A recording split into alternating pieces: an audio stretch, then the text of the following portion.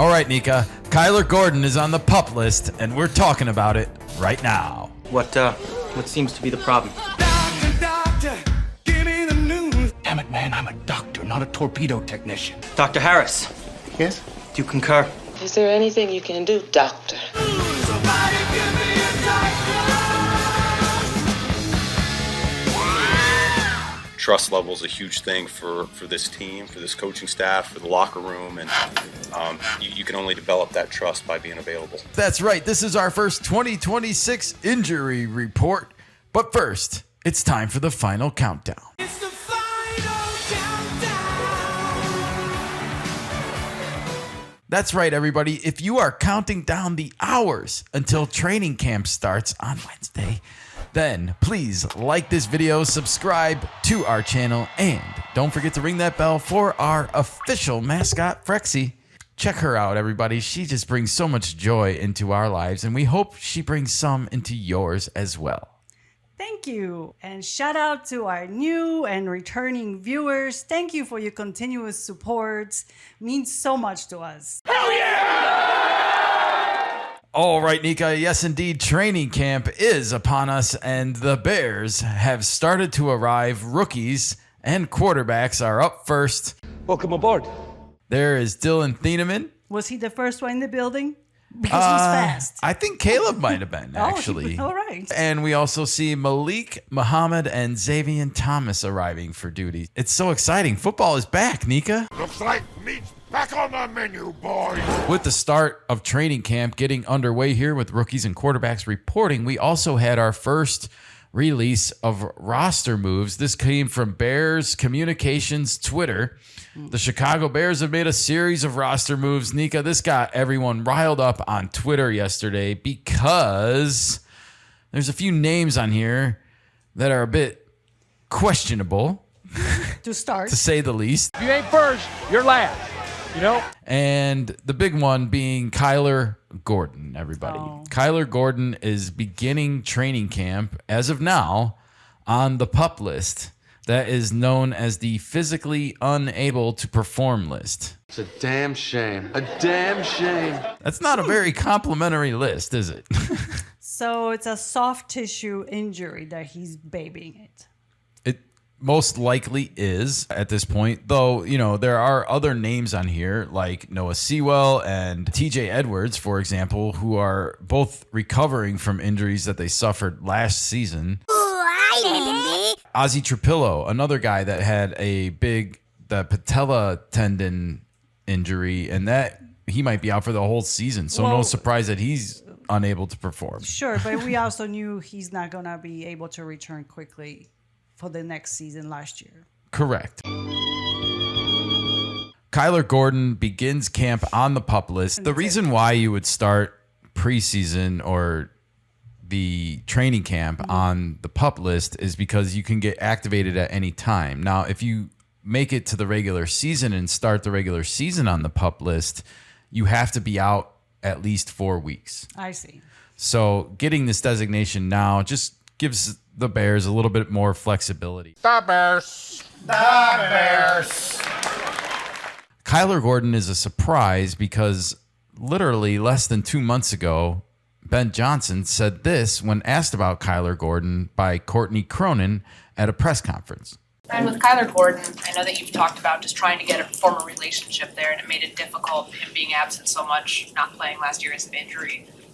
How important is it to get him on the field here in this, I guess, like this portion, but also to training camp and having that consistency so you know the type of player you're going to have? Yeah, well, I mean, we spoke last year, and neither one of us were really happy with how it went, just from a perspective of being available to get to know each other. I think he only played in 3 games when I look back at it, and so you know, this spring was going to be a springboard for us to get going the right direction, and so you know, we're still working through that. We're still trying to get that availability piece going. We know he's a good player when he's out there, but trust level is a huge thing for this team, for this coaching staff, for the locker room, and you can only develop that trust by being available. So here we have the head coach literally saying he doesn't trust Kyler Gordon enough to be a contributing member on this team, and that it's a two-way street, sort of. He only played 3 games last year, and that's the least amount of games he played in his career, despite being paid how much? He signed a contract in 2025 for $40 million. That was an extension of his rookie contract, and it was the highest paid nickel corner in NFL. Wow. And that means he's contracted now through 2028. Show me the money! That is a lot of money. And I think that's what gets Bears fans riled up about Kyler Gordon so much, is because he started having issues more after he signed the money, but he's never been healthy for an entire season. It's a damn shame. A damn shame. Obviously, when he's been on the field, he's been very good. And, you know, we were anxiously awaiting his return last year, and it never kind of really worked out. He was kind of there again, and then he wasn't. And that's true, because the soft tissue injuries, those are a lot of times strains, pulls. So it's not a broken bone or anything like that. And right. Either he's returning to the field too quickly, or he's not healing properly, or I don't really know. Another thing to question here is he just putting in the time and the work into making sure his body is football ready? I think that's something Ben Johnson puts out as like a personal responsibility checkbox for players. Like, if you want to play for me, you got to take care of your body in season, in the off season, and make sure that you're doing everything that you can to stay on the field. And I don't think he feels that way about Kyler Gordon right now. Not at the moment. It doesn't seem that way based on that clip we just saw. Well, and now he's starting training camp on the PUP list, meaning like the more practices he misses, this is, I think, going to be one of the biggest positions to watch during training camp. So we're going to have tryouts.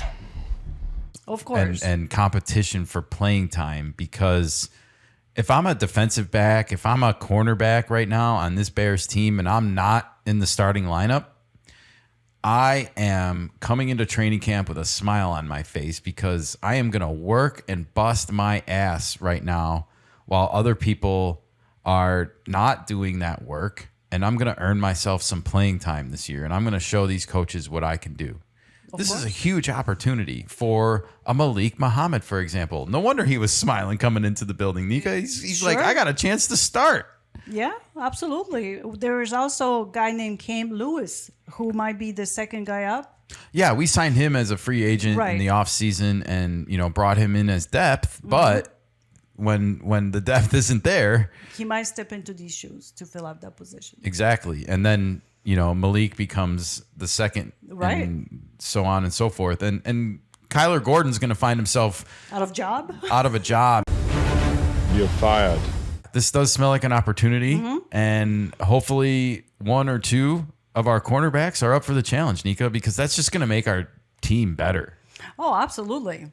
And Ben Johnson needs guys that he can trust on the field to execute his ideas. Yeah, and make no mistake about it, Kyler Gordon is a great cornerback when he's healthy and on the field. But at the same time, these are the times when the play calling is getting instilled and the language and this year's aesthetic language. Like this year's language isn't the same as last year's language on the field. And, you know, call outs. It's so important. You know, the one thing I read about Dennis Allen and the defense and their approach is that with the way the roster has gone to be more speedy, we've seen this, like, everybody's getting faster at all the positions, whether it was bringing in Devin Bush, Kobe Bryant, Dillon Thieneman. Like, these guys are speedy.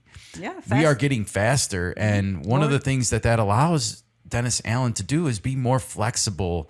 And you can get different guys blitzing or disguising coverage. Like, somebody thinks they're playing this position and they're actually covering this guy, or, you know, and you can disguise what you're doing on defense a lot more, and it gives you flexibility. Good, better, bad! Good, better, bad! I love this. Now, what I don't love is some of the other players that are on the PUP list to start the season. And number one on my list is Keyshawn Elliott.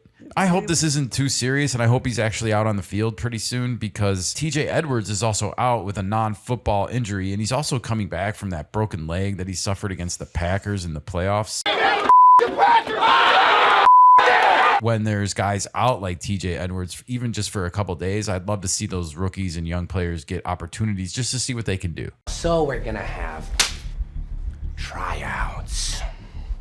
Noah Sewell, we also had an injury late last year, so he's coming back. Ozzie Trapillo, we mentioned, with that patellar tendon injury that is so serious and devastating for offensive linemen, so wishing him all the best.